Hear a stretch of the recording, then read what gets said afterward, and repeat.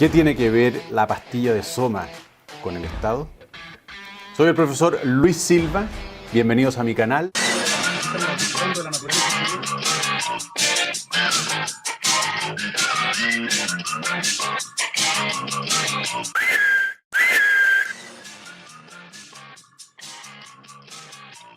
Con este libro, Un mundo feliz de Aldous Huxley, yo estoy honestamente saldando una antigua deuda. Este es uno de esos libros que, por lo menos en mi caso, venía pesando, haciéndose cada vez más pesado. Léeme. Y con esto de haber entrado de alguna manera a la política como candidato durante el 2021, hizo que me decidiera a leerlo. Y eso es lo que quiero compartir con ustedes hoy día, mi experiencia después de haber leído esta estupenda novela de Aldous Huxley. Seguro que se estarán preguntando, ¿y qué tiene que ver, profe, su incursión en la política con la lectura de la novela Un mundo feliz? Bueno, cuando uno se mete en esto, inevitablemente se hace preguntas sobre el rol del Estado, la libertad de las personas, el fin último, qué significa el bien común. Esos son el tipo de preguntas que uno se hace. Yo tenía alguna noticia de que en Un mundo feliz se trataban de estas cosas.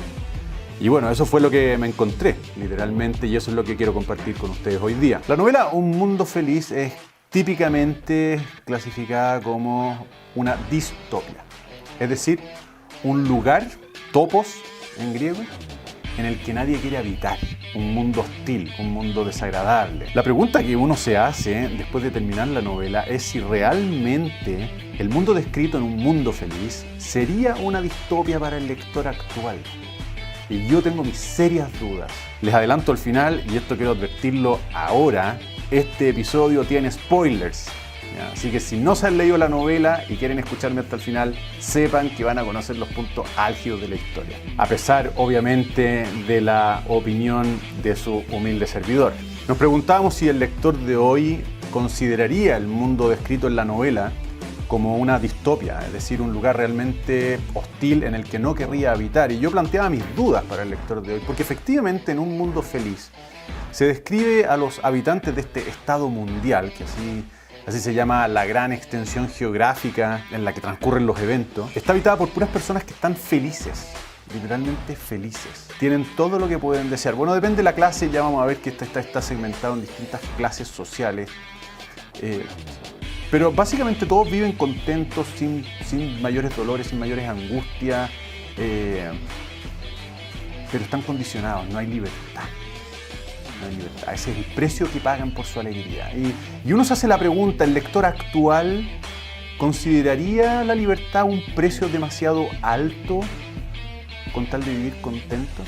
Bien, lo otro que me gustaría a modo introductorio decir de esta novela Un mundo feliz es la escalofriante vigencia de las ideas que contiene. La novela fue escrita en 1930, si no recuerdo mal, 1932, y relata un mundo moderno, ¿no? Es simpático porque en vez de establecer el año cero en la cuenta de los años, en el nacimiento de Cristo, antes de Cristo, después de Cristo, lo fija no recuerdo si era el nacimiento de Ford o la creación del Ford T, este famoso auto, ¿no es cierto?, de la era, que da origen a la era Ford.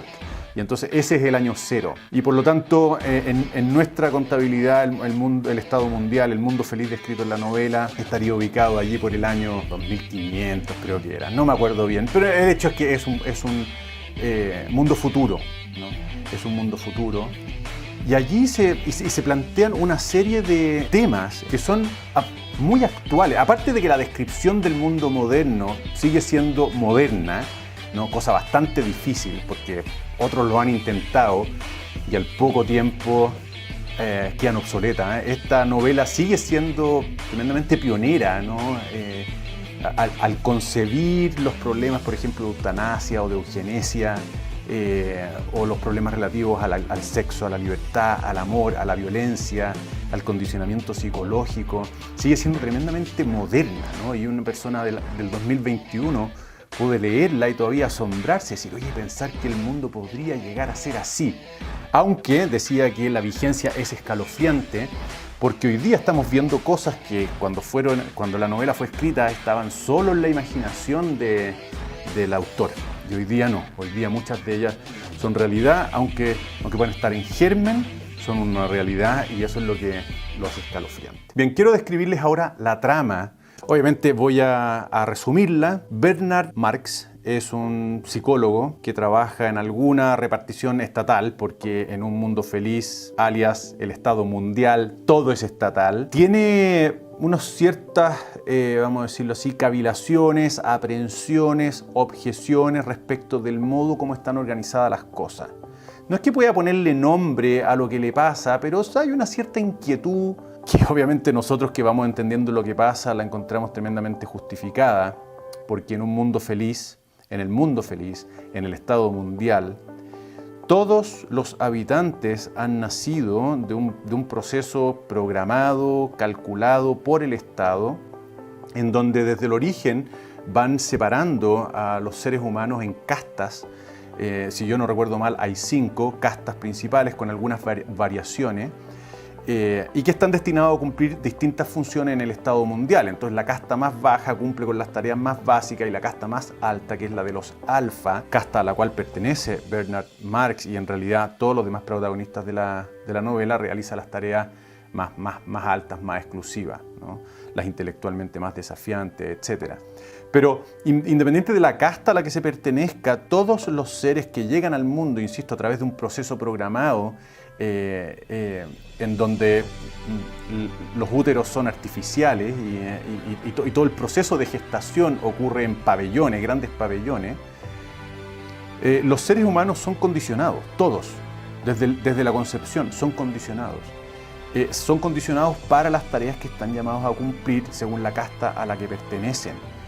Y durante todo el proceso de gestación y después la primera infancia, la más elemental, están siendo siempre concientizados a través de avisos que son en los parlantes y le dice, mira, consumirás todo lo que puedas, todos nos pertenecemos a todos, desecha y no acumules, y en fin, ¿no? Le van metiendo como máximas de conducta que son asimiladas de manera inconsciente y que después determinan el comportamiento de todos en el Estado mundial. Bien, volviendo al comienzo, Bernard Marx, este psicólogo, tiene algunas aprehensiones sobre el modo en que se conducen las cosas. Y en este clima mental suyo consigue autorización para viajar a una reserva salvaje. Existe en la Tierra, en el planeta Tierra del Estado mundial, existen una zona, en este caso estamos hablando de Nuevo México más o menos, el desierto de Nuevo México. Existen zonas que son reservas de salvaje en donde han quedado encerrados en cercos eléctricos literalmente, así como en Jurassic Park, no sé si lo vieron. Estas tribus salvajes, ¿no? Que son pueblos, no son indios así del siglo I, sino tribus con sus pueblitos, con sus tradiciones, pero que están completamente ajenos a lo que ocurre en el Estado mundial. Y bueno, Bernard Marx consigue viajar a esta reserva mundial acompañado de una niña estupenda que se llama Lenina, a la que él de alguna manera quiere seducir y ella lo encuentra interesante a él y encuentra muy interesante el paseo a la reserva y van junto a la reserva. En la reserva conocen a John el Salvaje, que va a ser la nota disruptiva de la novela, ¿no? Esto es como el acorde disonante que va a provocar todos los cuestionamientos que muchos de los personajes se van a hacer, partiendo por Marx y Lenina, que a propósito son nombres por los próceres soviéticos, Karl Marx y Lenin, Bernard Marx y Lenina, conocen a John el Salvaje, que decía es la nota disonante, la que va a hacer que muchos de los personajes, partiendo por Marx y Lenina, y nosotros, los lectores, nos cuestionemos la estructura del mundo feliz. John el Salvaje es un alfa, es decir, es un ser que pertenece al mundo feliz, al Estado mundial, pero que por un accidente de su madre vino a nacer en una reserva salvaje. No les voy a contar esa parte porque nos vamos a distraer demasiado, pero el hecho es que él, vamos a decirlo así, constitutivamente pertenece a un mundo feliz, pero se ha criado en esta reserva salvaje. La reserva salvaje es el mundo que nosotros conocemos, un mundo en donde las mujeres tienen a sus hijos con dolor, en donde hay malos olores, en donde hay perros callejeros, en donde hay peleas, en donde hay celos, en donde hay matrimonio, en donde hay cortejo, seducción, en donde hay rituales religiosos, etc. Un mundo tal y cual lo conocemos, con calor, con frío, con angustia, con diversión, etc. Bueno, para hacerla corta, Bernard Marx convence a John el Salvaje que los acompañe de vuelta con Lenina al Estado Mundial.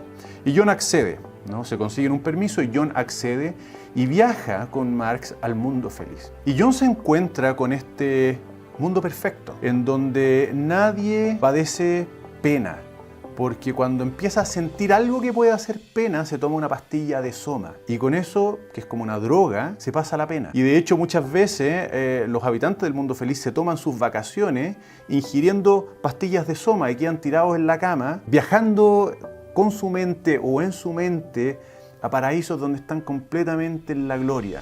Pero lo que uno se ve es un cuerpo durmiendo en una cama. No hay penas, no hay angustias, no hay malos olores en un mundo feliz. Todos los malos olores han desaparecido. No hay ruidos estridentes. Todos los ruidos son armónicos. Hay cines que se llaman sensoramas, en donde tú vas a la película y te pones las manos en los pomos del asiento y puedes experimentar en ti, en tu sensibilidad, lo mismo que está experimentando el protagonista o la protagonista de la película. Hay unos mini golf en las que tú vas en una especie de aviones helicópteros, así como supersónicos. No sé si aquí se me está cayendo el carné, pero si se recuerdan esos monitos de Hanna-Barbera, los supersónicos, ya pues ese tipo de naves tienen este tipo de naves, van a jugar al mini golf, etc. Sí. Bueno, y para los que no son de mi generación, sino que un poquito más jóvenes, no mucho más, muchachos, lo siento, pero es la película Blade Runner, ¿no? Si están familiarizados con esa película, bien. Algo como eso, pero no es el mundo de Blade Runner donde hay sangre. En el mundo feliz no hay sangre, no hay derramamiento de sangre. Todo es perfecto, ¿no? Es como estos, sin ser peyorativo, sin querer denostarlos, pero como estos campos universitarios que uno puede encontrarse a veces en las películas o en Estados Unidos, donde todo es perfecto, ¿no? Un campo de golf. Bien, John el Salvaje se ha criado en un mundo completamente distinto y queda sorprendido, ¿no? por este mundo, y rápidamente, porque es un hombre inteligente que ha leído a Shakespeare, eso es interesante decirlo, ¿no? Lectura que por supuesto está prohibida en un mundo feliz, ¿no? En el Estado mundial todo se controla desde el poder político y allí las lecturas prácticamente no existen, la gente no lee, prácticamente la gente no lee, va al cine, juega golf, tiene sexo, pero no lee. Y obviamente Shakespeare, dentro de las cosas que se pueden leer, no está contemplado, ¿no? Es una lectura prohibida, lo cual también nos llevaría por un camino muy interesante de recorrer. No tenemos tiempo, lamentablemente. Bueno, el hecho es que John el Salvaje es muy instruido en Shakespeare, es lo único que ha leído, ¿no? Era un libro que estaba ahí en un baúl en la tribu en la que se crió, no sabemos bien por qué, y el hecho es que se lo leyó y se lo aprende. Y entonces él va comentando, ¿no? con las palabras de los personajes de los dramas de Shakespeare, en donde se cita especialmente uno que se llama La Tempestad, por si lo conocen, se citan muchos pasajes de La Tempestad. Él va comentando lo que iba sacando sus propias conclusiones. Hay un pasaje muy interesante en donde tiene una diferencia con Bernard Marx, que al principio es muy amigo de él, y además que John el Salvaje se transforma en una celebridad en un mundo feliz, porque todo el mundo va a ver un tipo tan raro, que tiene unas ideas tan locas, es tratado como un salvaje literalmente, y uno en realidad se pregunta por detrás, ¿quién es el salvaje aquí, no? Pero bueno, Bernard Marx está feliz con su ejemplar de salvaje y tiene un montón de fama. Pero hay un momento en que el salvaje lo deja muy mal parado y Bernard Marx se enoja con él. Y el John el Salvaje le dice, mira, me da lo mismo, este mundo feliz es ficticio. La felicidad que se vive aquí es falsa. Y yo prefiero 1000 veces mi mundo salvaje que este mundo feliz de pacotilla. Y esa es la distopia, ¿no? Para John el Salvaje realmente un mundo feliz es una distopia. Pero volvemos a la pregunta inicial, ¿lo sería para los lectores de hoy? Un paralelo interesante en el cine que puede servir para darle más contenido visual a lo que estamos hablando es la película del gran Sylvester Stallone, Demolition Man. Allí nos encontramos con un mundo tecnológico perfecto, higienizado, en donde prácticamente no hay libertad. Y en las cloacas de ese mundo, en cambio, nos encontramos un mundo libre, pero pobre, sucio, sin tecnología. Lo cual hace que nos preguntemos, y voy a volver sobre esto al final, si acaso la libertad no puede separarse de la pobreza, el dolor, la suciedad, el mal, o es simplemente una cuestión de coincidencia, que allí donde hay libertad, como en Malpaís, que ese es el nombre de la reserva salvaje de John, o en las cloacas de la película Demolition Man, en donde la libertad subsiste en un mundo más oscuro, donde el mal campea, etc. ¿no? Esto es una reflexión sobre la que vamos a volver al final. Pero déjenme terminar ahora con la trama. Comenzábamos, ¿no?, la descripción diciendo que Bernard Marx era un tipo que estaba inquieto. Bien, finalmente se desata su inquietud precisamente gatillada por la presencia de John el Salvaje y los cuestionamientos que John el Salvaje le va haciendo sobre lo que ve, que al final es exiliado por la autoridad central. Bernard Marx es exiliado. John el Salvaje decide retirarse a un lugar para vivir en soledad, dentro de un mundo feliz, pero no quiere ser parte del mundo feliz. Y no le ponen inconveniente y se va a una especie de faro, pero como ya era famoso, la gente va a visitarlo, como quien visita a un animal en el zoológico. Y al final hay un episodio bastante oscuro en donde participa Lenin, una especie de orgía, ¿no es cierto? Y cuando John el Salvaje despierta al día siguiente y toma conciencia de todo lo que ha ocurrido la noche anterior, decide quitarse la vida. Y así termina, prácticamente, ¿no? Con John el Salvaje ahorcado y con sus pies marcando la hora, ¿no? Un final muy triste. Esa es la trama. Ahora yo quería compartir con ustedes una reflexión. Y la reflexión tiene que ver precisamente con esto que comentamos a propósito de Demolition Man y un patrón, porque es verdaderamente un patrón de un mundo perfecto sin libertad, un mundo con libertad pero imperfecto, ¿no? ¿Podemos escapar de esa asociación entre la perfección de un mundo y la ausencia de libertad, o la presencia de la libertad y la imperfección del mundo? ¿No puede haber un mundo perfecto en donde seamos libres? Esa es la pregunta que uno se hace después de leer Un Mundo Feliz, porque allí, como les decía, todo es perfecto, pero no hay libertad. No hay libertad. Hay un episodio que yo quería comentar, que a mí me parece tremendamente elocuente del núcleo más íntimo del argumento de la novela. A John el Salvaje le gusta Lenina. Lenina es una mujer estupenda, ¿no? Desde el punto de vista estético. Es perfecta. Era una alfa. Y él está loco por ella. Y ella está loca por él. Pero las corrientes de amor, por decirlo así, se mueven en registros diferentes, porque ella no está acostumbrada a amar en el sentido más profundo del término. Como están condicionados, tienen sexo con casi cualquier persona. De hecho, hay una máxima con la que los alfas son condicionados que le dice: todos son de todos. No hay exclusividad, por supuesto, no hay matrimonio en un mundo feliz. Las mujeres no tienen hijos, tienen sexo pero no tienen hijos, ¿no? Los hijos, recuerden que vienen por estas máquinas, estos úteros artificiales. Y por lo tanto, no hay ese amor que reclama exclusividad. En cambio, John el Salvaje se creó en Malpaís, una tribu en donde existe el matrimonio, donde existe ese amor que reclama exclusividad. Entonces hay un encuentro muy interesante entre John el Salvaje y Lenina, en donde ella le dice: John, ¿no te gusto? Ella sabe que es estupenda, y John le dice: por supuesto que me gusta. Y ella le dice: ¿por qué no me lo has dicho antes? Y él le dice: bueno, porque en mi país, Malpaís, la tribu salvaje, el hombre tiene que demostrarle a la mujer que la merece. Y por eso en mi tribu los hombres salían a cazar un oso o un lobo y le traían el oso, el lobo, como obsequio a la mujer que querían conquistar, para decirle: mira, esto he estado dispuesto a hacer por ti, te merezco. Y obviamente las mujeres decían: esto es lo que has hecho por mí, esto es lo que estás dispuesto a hacer por mí, me mereces. Y obviamente en eso se fundaba luego la exclusividad que venía como a encerrar el matrimonio. A Lenina esta idea no le hace sentido, no entiende. ¿Por qué me hablas de lobos? ¿Por qué me hablas de osos? ¿No? ¿De qué me estás hablando, John? Y John no puede entender que Lenina no entienda. ¿no? O sea, hay un momento en el que ella como que se cabrea con él y le dice ya, déjate de cháchara y tómame. Y se desnuda delante de él. Insisto, ella es estupenda. Y no solo eso, sino que va y lo abraza, ¿no? Ella abraza a John y lo empieza a besar y le dice, abrázame. Y en fin, uno podría imaginar, ¿no es cierto?, la escena ideal, y sin embargo John en ese momento se sale de sí, se convierte en un verdadero salvaje, la empuja y quiere golpearla, y Lenina no puede entender qué está pasando, pero se da cuenta de que John se ha vuelto loco y se encierra en el baño, y John se va. Y uno después de ver esa escena se pregunta ¿qué pasó? ¿Qué explica en John esa reacción? Y la respuesta, a mi juicio, tiene que ver con la imposibilidad que John tiene de demostrarle a Lenina algo para merecerla. Es decir, John no tiene la oportunidad de mostrarle de lo que es capaz por merecer su amor.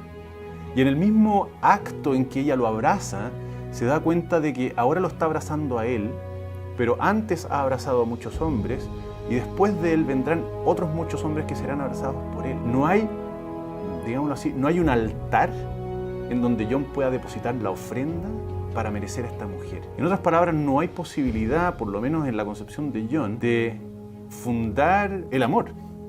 No hay una posibilidad de amar, básicamente. Y cuando decimos amar, es esta reciprocidad de ofrendas que nos hacen valiosos a los ojos del otro, ¿no? Y esto es lo que motiva la reacción de John, es decir, si yo no puedo amarte, si tú no puedes amarme a mí, bueno, yo soy uno más en la lista, tú eres una más en la lista y yo no quiero eso, ¿no? Porque al final negar la posibilidad de que yo pueda hacer algo por merecerte es negarme a mí. ¿Pero qué tiene que ver todo esto con la política? Profe Silva hablando de amor, mérito, sacrificio, altar, matrimonio, osos, lobos. ¿Qué tiene que ver todo esto con la política? Lo siguiente, el libro se llama Un Mundo Feliz. Y la pregunta es, ¿se puede ser feliz sin amar? Ya hemos visto que John descubre en esta escena casi íntima con Lenina que en el mundo feliz no se puede amar. Las personas están condicionadas de tal manera que no pueden amar, son incapaces de reconocer el sacrificio del otro como mérito para ser merecido. Y la pregunta es, ¿se puede ser feliz sin amar? Y después viene aquí una seguida de preguntas que nos van a llevar a lo estrictamente político, ¿no? ¿Puedo amar sin que exista la posibilidad del dolor? Siquiera la posibilidad, el riesgo del dolor. Recordemos que en un mundo feliz esa posibilidad no existe. Tú eres eutanasiado en el momento oportuno, antes de que empieces a sentir dolor. La gente vive en un estado de permanente juventud hasta que interiormente envejece y pide ser eutanasiada. Si te duele algo en el corazón, te tomas una pastilla de Soma, pero no hay accidentes, por lo menos no se describen accidentes, etc. No hay dolor. Y la pregunta es, ¿se puede ser feliz sin amar?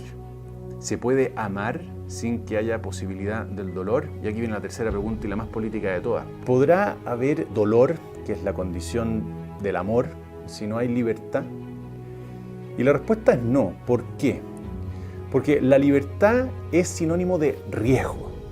Es sinónimo de riesgo. Es decir, allí donde hay libertad, hay riesgo de que las cosas salgan bien o de que las cosas salgan mal.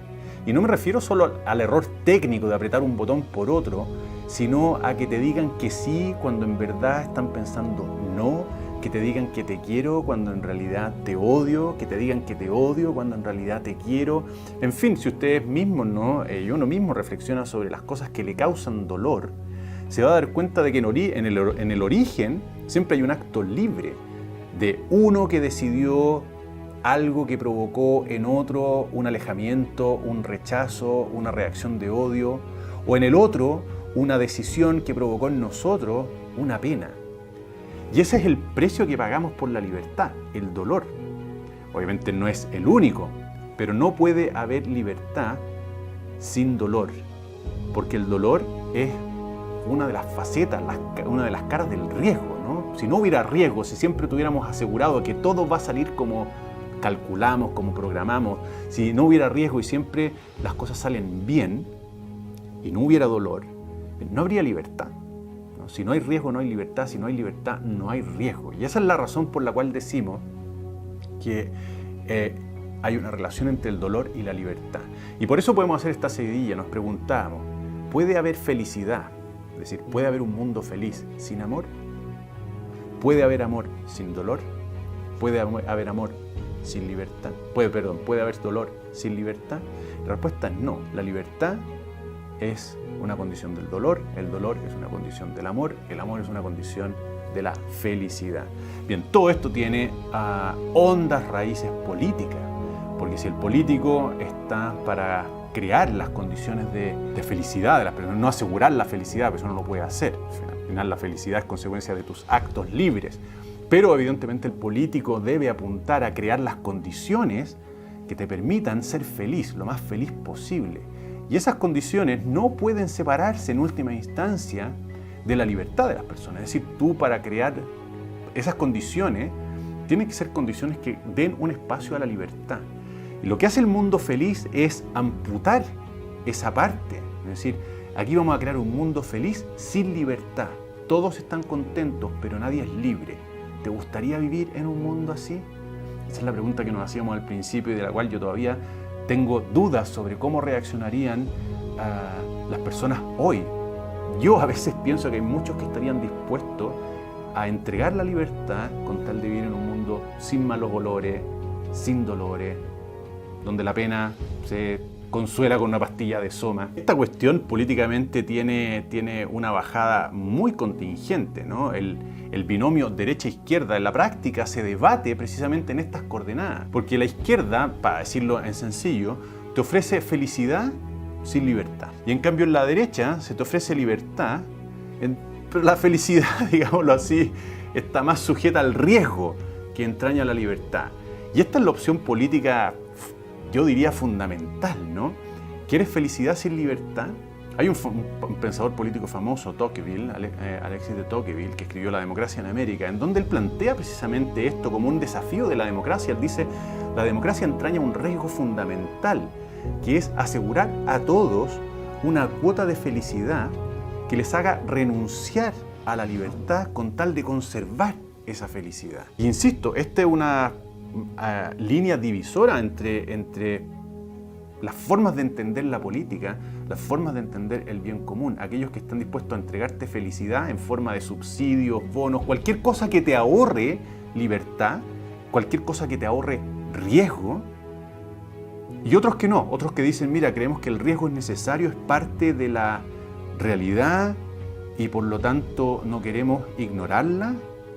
Y tampoco podemos ignorar que por defender la libertad los riesgos sean mayores, los riesgos del mal, los riesgos de la pobreza, etcétera, etcétera. Esto, para ponerlo en una línea, y creo que hemos tenido ocasión de discutirlo antes, se puede resumir en el debate entre seguridad y libertad.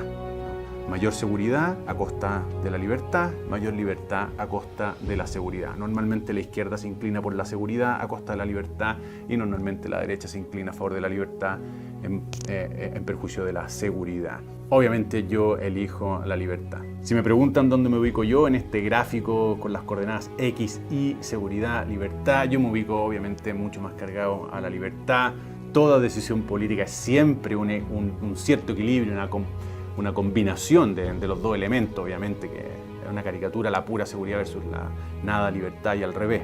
Pero yo me ubico en la libertad porque creo que el ser humano explota mucho mejor su naturaleza cuando se ve exigido por mayores espacios de libertad, ¿no? Y en cambio creo que se adormece en su espíritu cuando cuenta con demasiadas seguridades y poco margen para la libertad. Bueno, siendo coherentes con lo que acabamos de decir, la interpretación que acabo de hacer de Un Mundo Feliz es una interpretación mía. Te invito a hacer la tuya, ¿no? Libertad para interpretar Un Mundo Feliz. Son muchísimas las cosas que quedaron en el tintero, pese a no ser una novela larga, y en serio te invito a leerla. Son muchos los temas que están allí comprendidos y da para una discusión muy entretenida de amor, como pudimos ver, pero también de política. Así que te invito a leerla y te invito también a seguirnos en el próximo episodio. También te invito a seguirme en las distintas redes. YouTube ya la conoces porque estás viendo este episodio donde estamos subiendo contenido entretenido y ojalá también instructivo. En TikTok, donde hacemos un poco el payaso en cápsulas cortas. En Twitter, donde cada tanto decimos alguna cosa sobre la contingencia más política. Facebook, donde estamos dirigiéndonos especialmente a mis queridos vecinos y vecinas del Distrito 13. Y Instagram, donde un poco el día a día de mis columnas, participación en algunos medios, a las participaciones de este humilde servidor en No Más TV, los martes en FNM, con alguna frecuencia, gracias a Dios, en Match Liberal también de FNM con Carlos Cisterna, y los jueves de Guayabera en Radio Libertad. Eso, que estén muy bien, adiós.